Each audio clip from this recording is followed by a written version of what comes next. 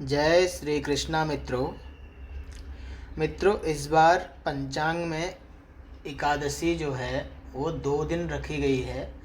निर्जला एकादशी, इसका उपवास 10 तारीख को भी करने के लिए पंचांग में दिया गया है और 11 तारीख को भी एकादशी दी गई है। अब ऐसी स्थिति में बहुत सारे साधकों में एक कन्फ्यूजन है कि हमको निर्जला एकादशी का उपवास कब करना चाहिए, 10 तारीख को या 11 तारीख को। तो मित्रों, इसका समाधान किसी के कहने या सुनने से नहीं बल्कि शास्त्रीय प्रमाणों के आधार पर मिलता है।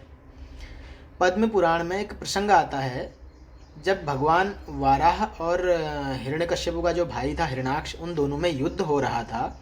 उस समय भगवान नारायण जो हैं वो बार बार कोशिश करने पर भी हिरण्याक्ष को नहीं मार पा रहे थे।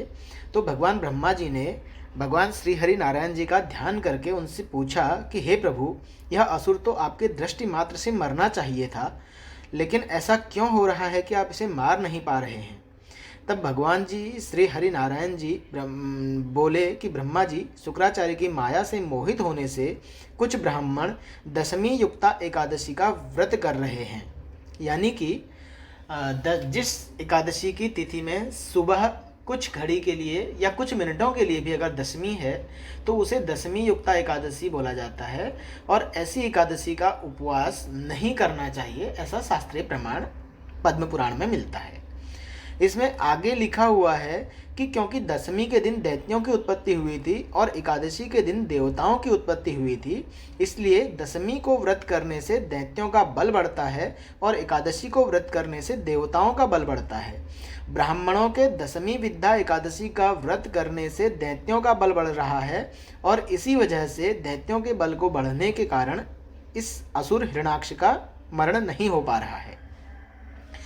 तो श्रद्धालुओं, भक्तजनों, जो मनुष्य दशमी युक्ता एकादशी का व्रत करता है उसके अंदर आसुरी शक्ति बढ़ती है। कलयुग में सब लोग मोहित होकर दशमी विद्या एकादशी का व्रत करेंगे, इसलिए दुनिया में अशांति बनी रहेगी। आगे इसमें प्रकरण में आता है कि जब सीता जी को लक्ष्मण जी वाल्मीकि ऋषि के आश्रम में छोड़कर आए थे, तब सीता जी ने वाल्मीकि ऋषि से पूछा कि हे ऋषिवर, मैंने जीवन में कभी पाप नहीं किया, पतिव्रता रही, पति की सेवा की, फिर भी मेरे जीवन में इतने सारे कष्ट क्यों आए। तब वाल्मीकि जी ने सीता जी को जवाब दिया था कि आपने कभी पूर्व जन्म में दशमी विद्या एकादशी का व्रत किया था, उसी दिन भगवान की पूजा की थी, उससे पुण्य नहीं पाप पड़े, उसी का परिणाम है कि आपको यह कष्ट झेलना पड़ा। अभी इस माता सीता जो हैं वो त्रिलोकी की अधिपति श्री हरि नारायण जी के स्वरूप श्री रामचंद्र जी की अर्धांगिनी हैं। यानी कि श्री नारायण जी की जो शक्ति हैं उन्हीं की स्वरूपा, शक्ति स्वरूपा है माता सीता।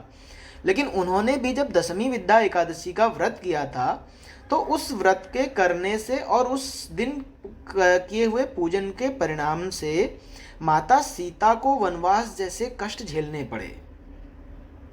पुराणों में यह भी वर्णन आता है कि दशमी विद्या एकादशी का व्रत करने से धन और पुत्र का विनाश होता है। तो इस बार 10 जून को तो निर्जला एकादशी जो है वो दशमी विद्या अशुद्ध आसुरी शक्ति को बढ़ाने वाली एकादशी है, इसलिए उस दिन एकादशी का व्रत कदापि शास्त्र सम्मत नहीं है। इसलिए सभी को 11 तारीख यानी शनिवार के दिन निर्जला एकादशी का व्रत करना है। पुराणों में स्पष्ट मत मिलता है कि अगर दशमी विद्या एकादशी हो तो दूसरे दिन सूर्योदय से पहले एकादशी समाप्त हो रही हो तो द्वादशी के दिन एकादशी का व्रत करके त्रयोदशी को पारण करना चाहिए। यानी कि अगर ऐसी स्थिति हो कि दशमी सुबह में कुछ समय है, उसके बाद एकादश है और अगले दिन, जबकि दशमी के दिन एकादश है तो उसमें व्रत करना मना है, लेकिन अगर अगले दिन जब द्वादश सूर्योदय के तुरंत पहले से या सूर्योदय के समय से ही द्वादश शुरू हो रहा है तो ऐसी स्थिति में एकादश तो दूसरे दिन है ही नहीं। लेकिन शास्त्रों का विधान यह है कि ऐसी स्थिति में दूसरे दिन ही एकादशी का उपवास किया जाना चाहिए, और द्वादशी के दिन आप एकादशी का उपवास करेंगे ऐसी स्थिति में, और त्रयोदशी को एकादशी का उपवास का पारण करेंगे। जबकि सामान्य परिस्थिति में एकादशी का उपवास एकादशी के दिन और द्वादशी को उसका पारण किया जाता है। उम्मीद है सभी भक्तजनों को इससे एक क्लैरिटी मिलेगी। जय श्री कृष्णा, जय श्री हरि नारायण, जय श्री सीताराम, जय